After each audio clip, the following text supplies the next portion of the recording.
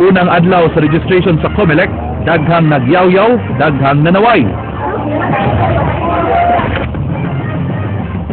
Siyam ka batanong babae nga naglakip sa 7 ka menor de edad, gibugaw sa usa ka bayot sud sa usa ka mall.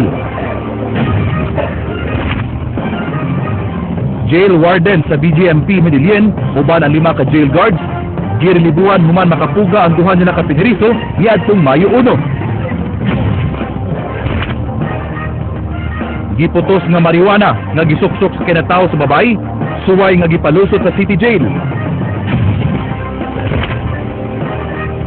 Suwayi ang natural fish pa karong summer sa Santa Fe, Bantayan Island.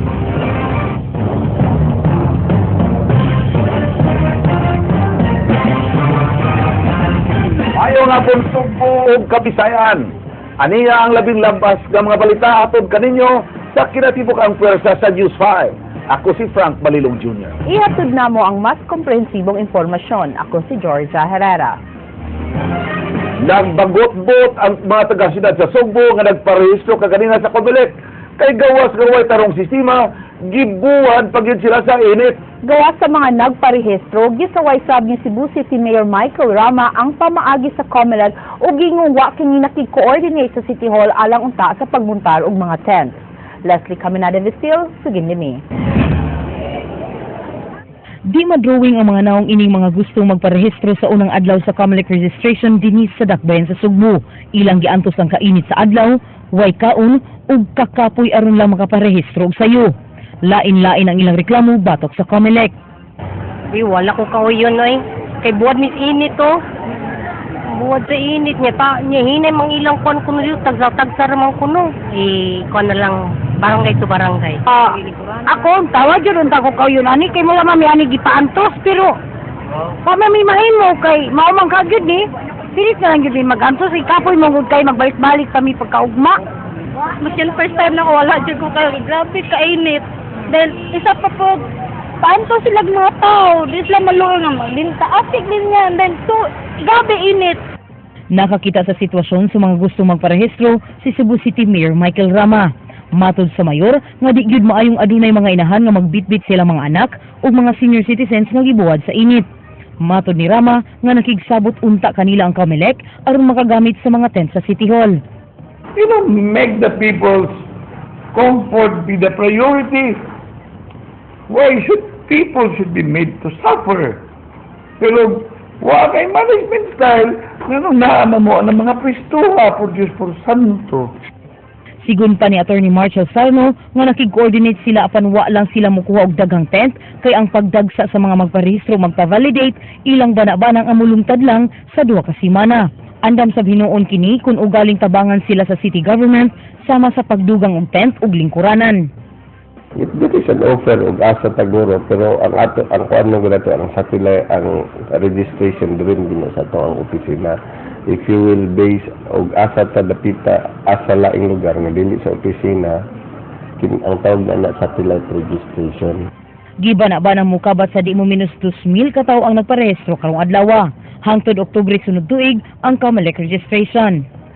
Leslie Caminada Vistil, News 5. Samsang sa buwatan sa COMELEC sa Dakbayan sa Lapu-Lapu, doon na sa mga bisaway gumikan sa way tarong nga sistema. Apan kung nagkagubot sa Lapu-Lapu, pwerte sang bingawa sa COMELEC Mandawi City. Chiki Baguio, Sugilimi. Ingon ni ini kadaghan ang tao nga nagdasok dinhi sa Lapu-Lapu City COMELEC office alang sa unang adlaw sa registration alang sa nasudnong eleksyon karong tuig 2016. Kadaghanan kanila misaway sa sistema nga gipatuman. I think tanawan ninyo tanawan lang sa atong surroundings. Definitely makita niyo how crowded and how unsystemized ang Apan ko ng election officer sa syudad mo ipasultihon, hapsay matud pang ilang pagpatuman sa proseso. Gani doon na sila'y express lane alang sa mga senior citizen, PWDs o mga mabdos. Pag magpahuwatan nila dugay, the more sila nga masuko kay nga nung dugay. So whereas, after I get your ID, then the form will be given after, for example, the time that you will be told to be back. Dugang nilamban, nga mudaghan pagyud ang magparehistro karong semana ha, nasayran nga 180,000 ang botante sa syudad sa Lapu-Lapu. Samtang dinhi sa Mandawi City Comelec Office, dili kayo daghan ang mga tawo nga midagsa sa ilang buhatan karong adlaw. Jinky Bargio, News 5. Kaing random surprise drug test gihimo sa Cebu Provincial Anti-Drug Abuse Council kun si PADAC uban ang PDEA 7. Ning higayuna ang mga empleyado na sab sa Cebu South Bus Terminal ang gisuta kung mugamit ba og illegal nga drugas. Sa 89 ka mga empleyado nga gipaubos sa drug test, 4 ang ni positibo. King Perez, Suginlimi. Sa ikatulong hugna sa kinalit nga drug test nga gipahigayon sa Kapitolyo karong tuiga, kaganihang buntag ang 95 ka empleyado sa Cebu South Bus Terminal na sabang gisuta kung mugamit ba og illegal nga drugas. Natapok pinaagi sa memorandum ang tanang empleyado alang kunuhay sa usa ka meeting uban ang operations manager sa maong terminal nga si Vicente de Horas ug kon pakya sa pagtambong iya kining taktakon. Dunay gidudahan si de Horas nga tigamitan og droga sa iyang mga sakop. Sabi gidudahan ng duha tulo. Kung may official ang kuan akong gidanga drug free ko siya. I don't care kung mababay ka, palainom ka o siguro ka basta ay lang ang drugs yun.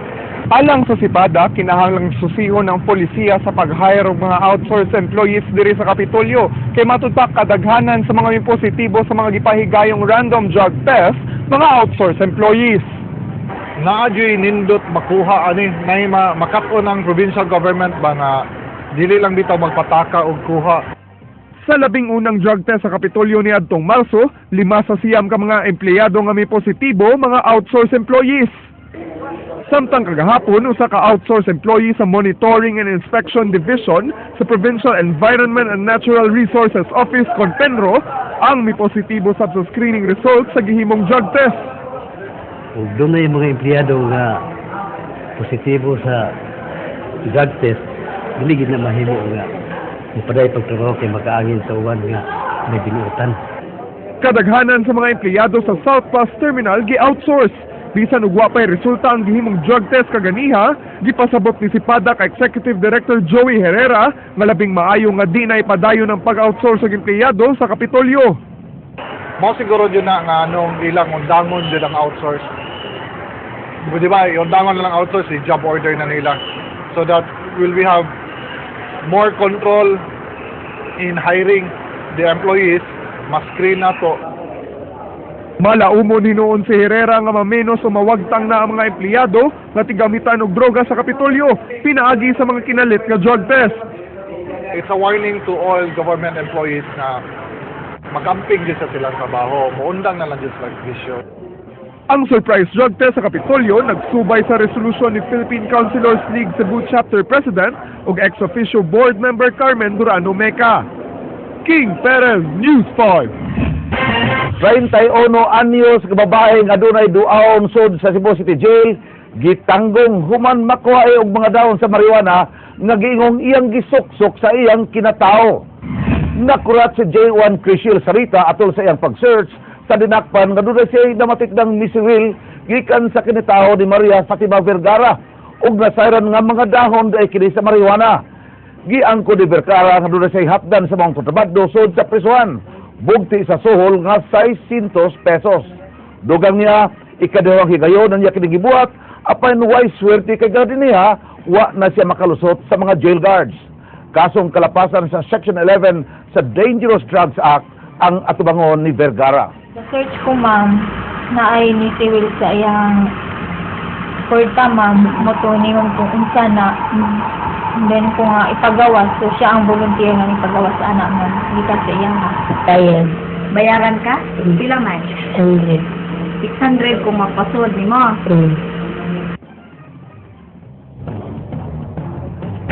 Nausay ang mga trabahante sa himuanan og soft drinks nga nahimutang sa Sitio Bakay, Barangay Tulay, lungsod sa Mindanilla kagahapon, human kalit nga miulbo ang dakong sunog.